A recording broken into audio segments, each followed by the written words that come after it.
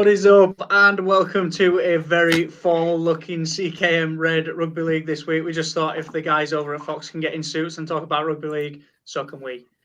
So we are here for the grand final preview. We would love it if you guys got involved and joined us in the conversation as well. We hope wherever you're watching from, you're having a great time.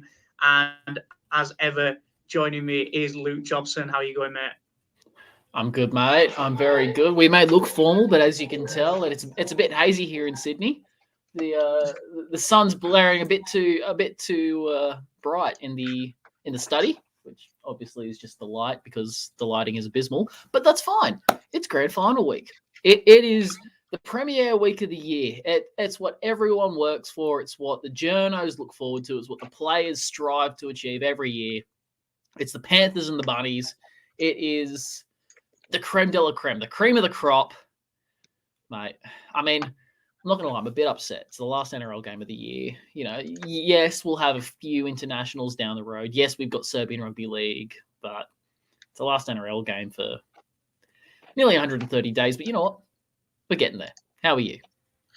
I am very good, mate. I'm very much looking forward to this one. There's a lot to talk about, a lot of talking points out of this game, as with any grand final. There is plenty of mind games going on among camps as well. I think we will just start by getting straight into the team lists. So, starting off with the Panthers, this is how your Penrith Panthers side line up for the grand final. It is Edwards at fullback with Crichton and Toto named on the wings. In the centres, it is Momirovski and Matt Burton. Over to the 6 and 7 is Luai and Cleary. Your props, Leota and Fisher-Harris with Coruscant in the 9. Kickout and Capel making up the second row with Isaiah Yeo in the 13. Over to the bench, it is Tyrone May, Sorensen, Leniu and Martin. Down to the reserves, it is Naden, Kenny, Hopgood and Staines. Over to the Rabbitohs, and the South Sydney Rabbitohs are completely unchanged, 1 through 21 this week. Blake Taff, named in the 1, and will be the least experienced NRL player to ever feature in a grand final. So congratulations to him on an amazing feat there. Johnston and Paulo on the wings with Gagai and Graham in the centres. Walker and Reynolds making up the halves with the GOAT Mark Nichols and Totola in the props and Cook in the 9. Over to the second row, and it is Kaloa Matungi and Sewer with Murray in the 13. Benji Marshall in the 14, starting from the bench with Host, Burgess and Arrow making up the remainder of the bench. And down to the reserves, it is Milne, Margot, Burns and Cartwright.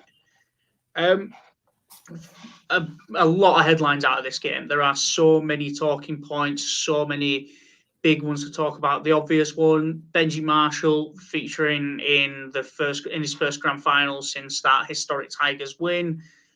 Reynolds making his last South Sydney appearance. Blake Taff, the least experienced NRL player to ever feature in a grand final. Players departing left, right, and centre. Capewell going to the Broncos. Sewer off to the Dragons. Gagai off back to Newcastle. There's movement happening all over the place. Neither one of these teams will want to sign off their last game in their respective jerseys in a loss. No, exactly. There are, as you mentioned, 8 or 9 players out of the 34 start. The 34 main. Never mind those. That potentially won't get a go in the reserves. You've heard rumours about Charlie Staines potentially not being there next year, getting squeezed out of the salary cap for the Panthers. Tane Milne, who's been on a comeback this year, he's unlucky to be there in the 18, but he's been a standout for the Bunnies this year. Braden Burns coming off a year and a half, essentially, with injuries. It's been an injury-plagued couple of years. He's in the 20. He's been more than serviceable for the Bunnies. There's just so much to unpack here. From a storyline perspective, you've also got Wayne Bennett, who's coaching his last game for the Bunnies. Jason Demetriou next year takes over. Bennett walks away, at least for 1 year. Who knows? You got the Origin incumbents against probably the Origin should have beens. for game 3. You've got the greatest of all time against a young, bustling Moses Leota. I mean, I could go for hours. I really could go for hours. The main talking point is it's Bennett's last.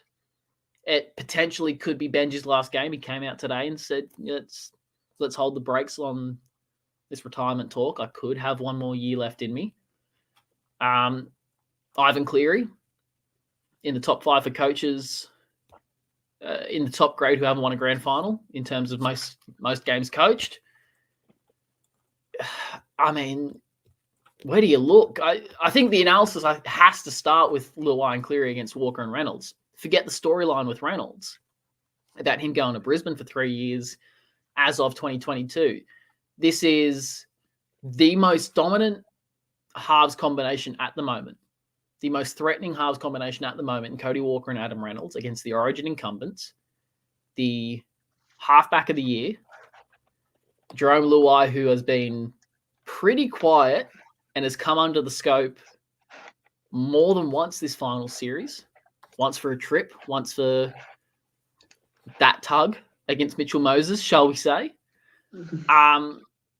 I don't harbour any ill feelings now. It's okay. We can relax. I'm not going to curse Luai out. We wouldn't have beat Melbourne anyways.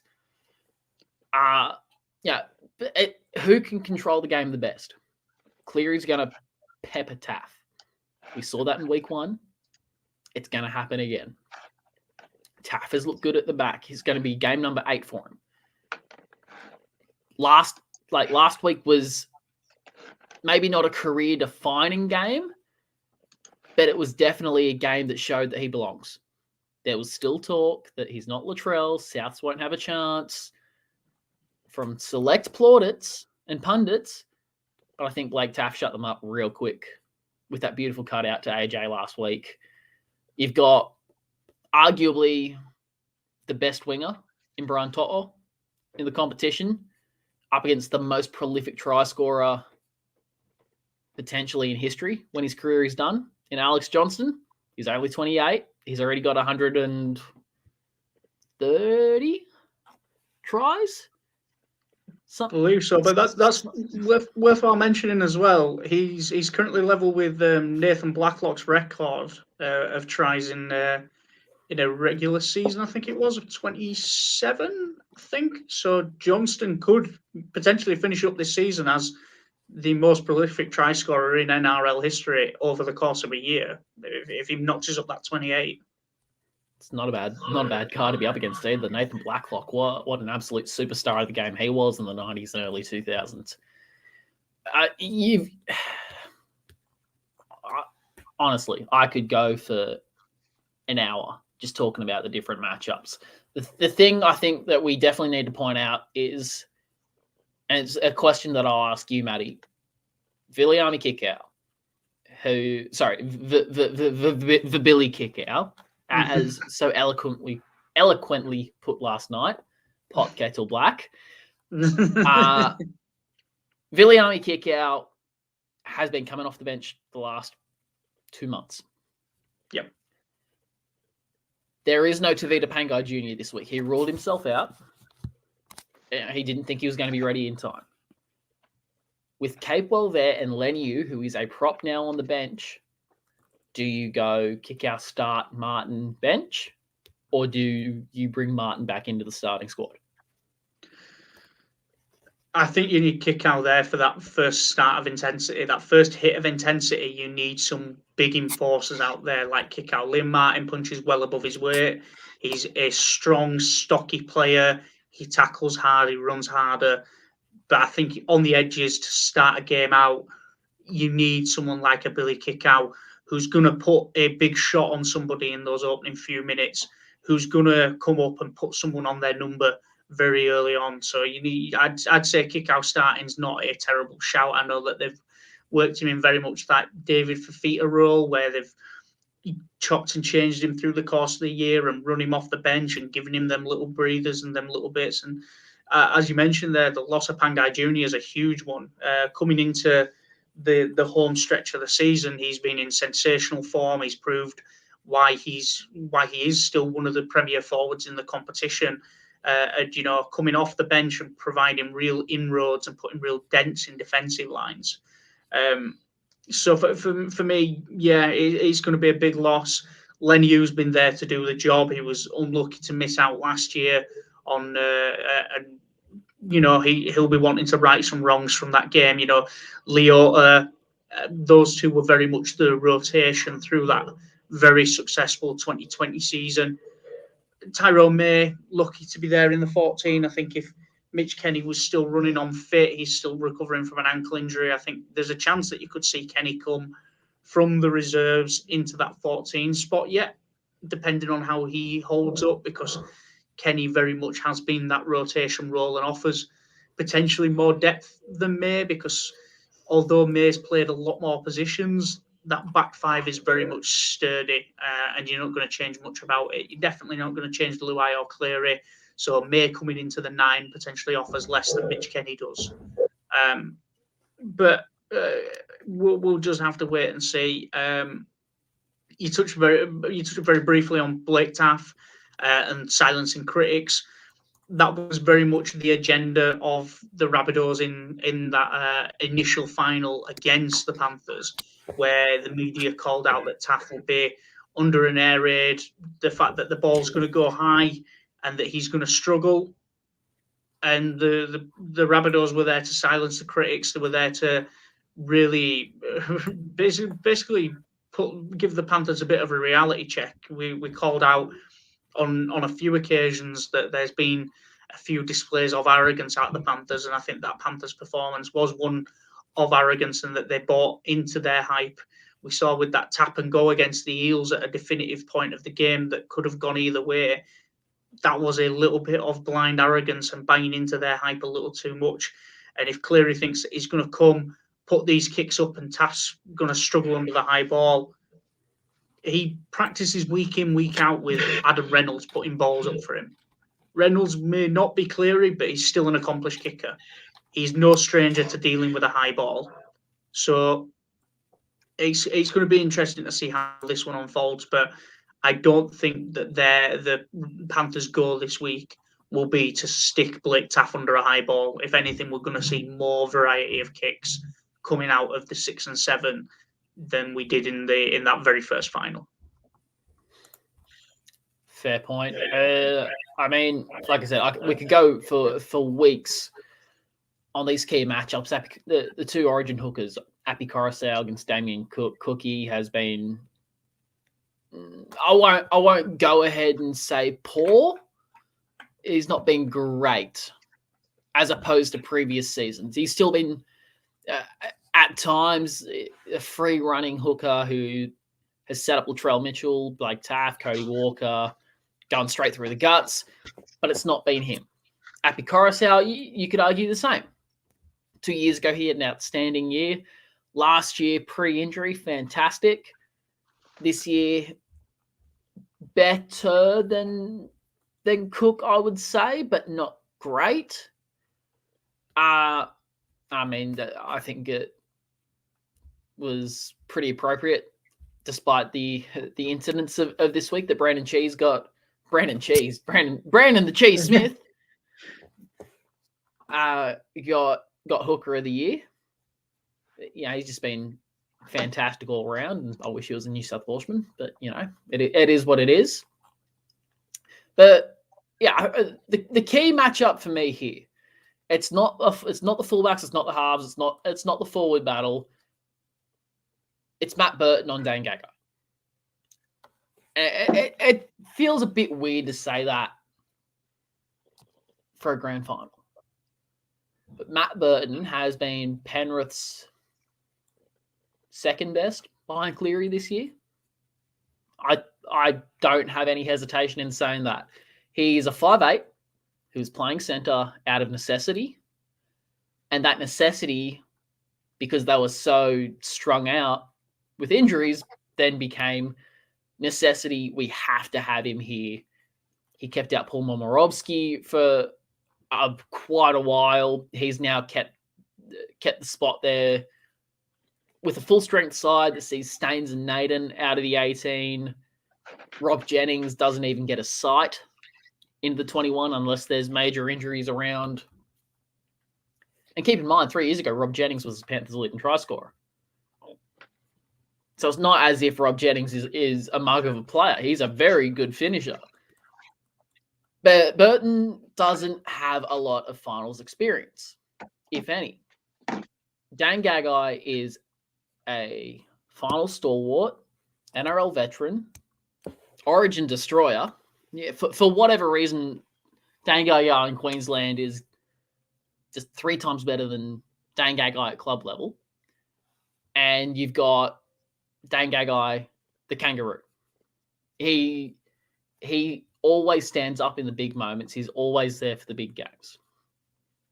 If Burton can get around Gagai, force Gagai to go outside, show him the sideline in defense, and then do the same in attack and dart back in, where we know Gagai has a tendency to kind of leave that arm hanging as a bit of a loosener, I think the Panthers are going to win.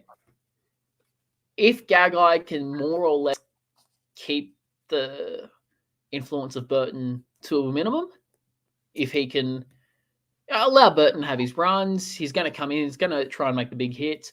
But if Gagai can keep Burton's influence to a minimum in attack, not allow him to get that quick ball, not allow him to get that space on the outside to then step back in, South Sydney, I think, are going to go a long way here. I have an idea on what way I want to go, but I'm going to let you open this one up. Okay. I'm going to go Rabbitohs 1-12.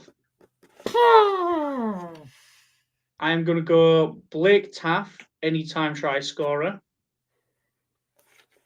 And I am also going to say the under, just because grand finals are always tight. There's never a lot of points in a grand final, especially with the Panthers playing. The Panthers are just prolifically hard to score tries against. I think that Blake Taff will probably be left alone a little bit during this game. They'll anticipate the Rabbitohs trying to slide to the edges in that typical style that sees Campbell, Graham, and Dane Gagai get the arm free and slot their respective wingers in. But I see that this time probably what's going to happen is Taff is going to back himself. He's not short on confidence. He's not a shy player. He does not go missing in these kind of games. In terms of grand final experience and the grand final being a whole different kettle of fish, of course it is. It's a huge occasion. Anyone that ever makes a final in anything is going to be feeling the pressure. In any elimination game, you're going to be feeling the pressure. But I think that Taff's going to come good in this game. He's held up every other time. I don't see this time being any different. I think it's going to be a low-scoring game. I think that there's just way too many storylines out the Rabbitohs for this not to go their way. Reynolds' last game, Benji Marshall's potential. Reynolds' last game as a Rabbitoh, Benji Marshall's potential last game in the NRL, Coach Bennett's last game as a Rabbitoh. There's too many storylines. It feels wrong for me to back it any other way but Rabbitohs 1-12.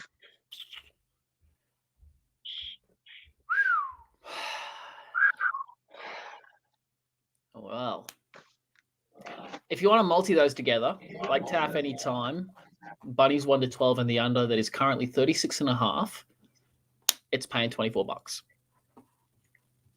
3 legs on sports bet, same game multi, again, gamble responsibly.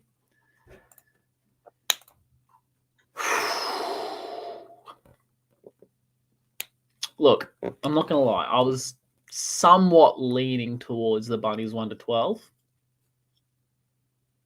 but I'm going Penrith. Okay. Part of it's a gut feel. And I promise it's not because I had quiche earlier. Penrith had to do this the hard way. The last 2 weeks, not only we, a lot of pundits have said that they have run out of gas, that they are struggling, that they're not going to, they were lucky to hold Parramatta out. Let's be real. That's not me being biased. They were lucky to hold Parramatta out. Melbourne looked like crap, played their worst football ever, but part of that was because of the Penrith defence. The big question is, can they do that a third time around? Can they extract revenge on a South Sydney side that upset them in week 1 of the finals? Looking at the stats, Penrith have won 4 of the last 5. One of those being a preliminary final last year, 20-16. It is Nathan Cleary and Jerome Luai. Yes, they come up against Walker and Reynolds, but it's Cleary and Luai who absolutely ran roughshod over South Sydney earlier in the year. To quote Scott Bailey, no team has ever won a premiership after conceding 50 points or more. Pretty sure this is the closest that anyone's going to get for a hot minute.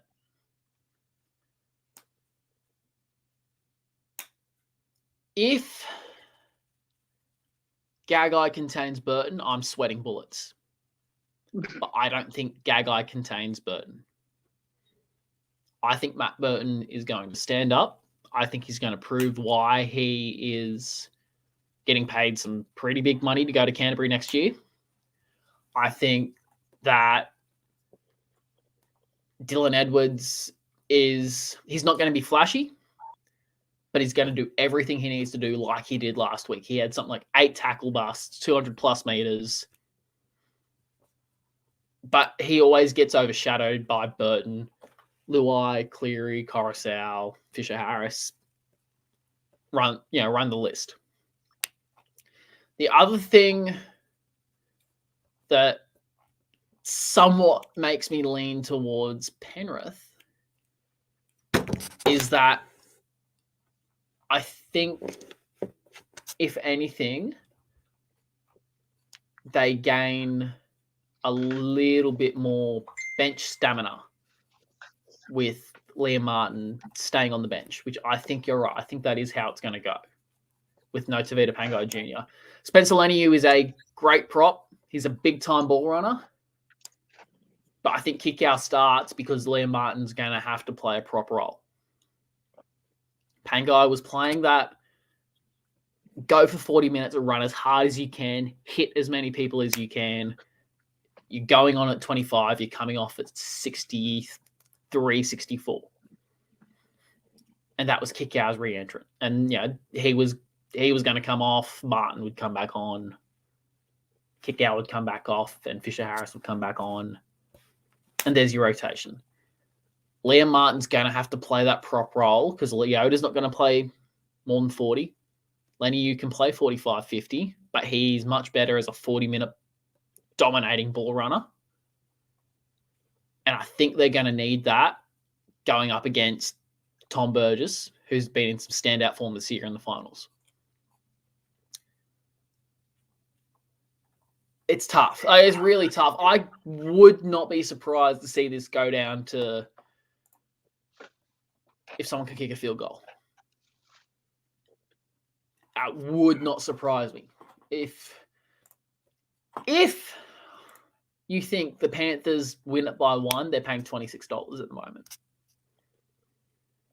If you think it comes down to that, I probably will put $5 on that because I think that's how it's going to go. In terms of an anytime try scorer, I'll give you 2. Really hard not to go against To'o. South Sydney's wingers jam. To'o thrives off that. Cleary and Luai thrive off seeing that. They know what's going to happen. To'o goes over at $1.83. I have no doubt about that. This one's more of a good feel bet. But Benji at 8, it would not surprise me if he gets injected after about 30 minutes. Has a bit of a roaming, ball running kind of role like he did last week. Only plays 25 minutes, comes off at 55. But I'd feel pretty good if he got over. let's be real here. There's going to be some sort of play, I think, set up to see Benji go over. At $8, it's worth a spec. Officially, though, I am going Panthers 1-12. Brian To'o as your anytime try scorer. I'll give you Alex Johnston as well. Yeah, okay, bit of a cop out, sue me, but it's AJ. It's AJ on the back of Cleary, not Cleary, on the back of Cody, on the back of Adam Reynolds. He's at even money. You're not going to see Alex Johnson at even money too many times. Throw them all together, it's $10. But I'm going the Panthers on this one. Okay, me and you split for this one. It's going to make some interesting viewing. But no, I think that will do us there. We've given you all the team news, gone through our tips for the last time this season. On the NRL, that is, because we will be back doing Serbian Super League as soon as that's back, and a little bit of International Rugby League as well, as exciting announcements come out of the Euro B. But no, stay posted. Thank you very much for joining us, and we hope that you will be safe and well watching the big dance this Sunday as South Sydney take on the Penrith Panthers. We will be watching it alongside you guys. Enjoy. Thank you once again for joining us, and we will see you next time.